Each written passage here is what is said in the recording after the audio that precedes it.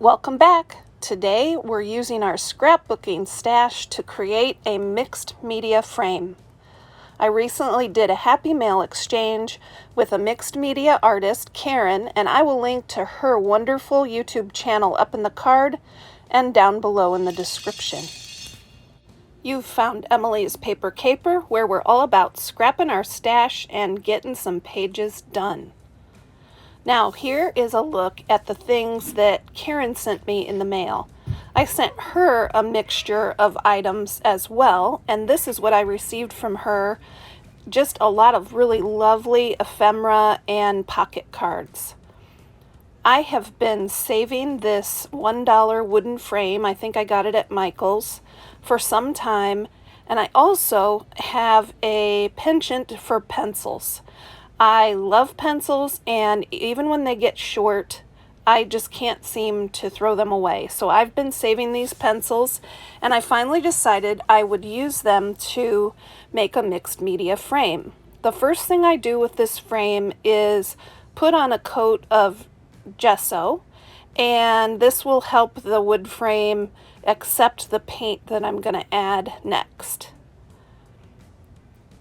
You might see a little tinge of blue on that first swipe. That's because I've used this foam brush before. It doesn't really matter because that is going to get covered up when I paint the frame. This project was done over the course of several days because there is a lot of drying between stages, but I have condensed this down to about a 7-minute video, and I hope you'll enjoy seeing how you can do something different with your scrapbook stash. I decided to use some blues and whites, and a little bit of pink comes in later to cover the background of this frame. After that paint dries, I go in and adhere the pencils to the frame. I'm using some E600 glue. This is heavy-duty glue, and I don't want those pencils to move or fall off, so I decided to go with this glue.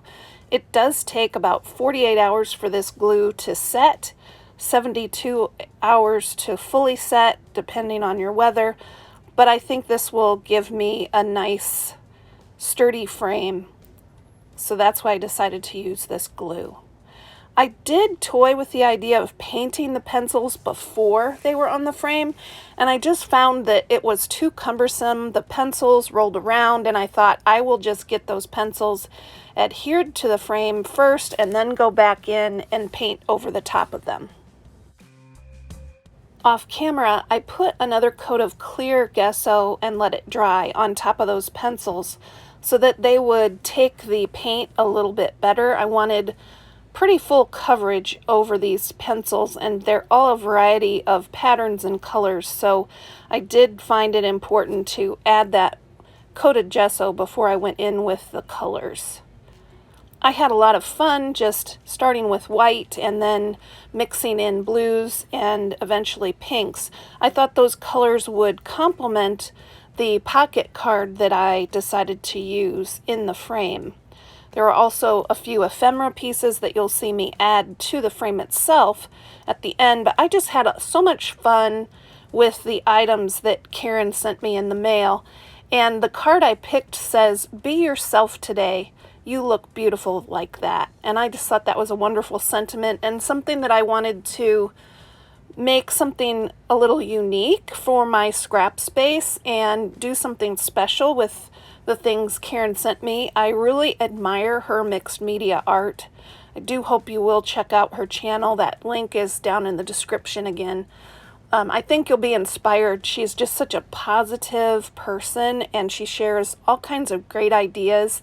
Even though I'm a scrapbooker, I do find it very interesting to admire and try different types of creations, and a lot of times the scrapbooking supplies can be used for those things.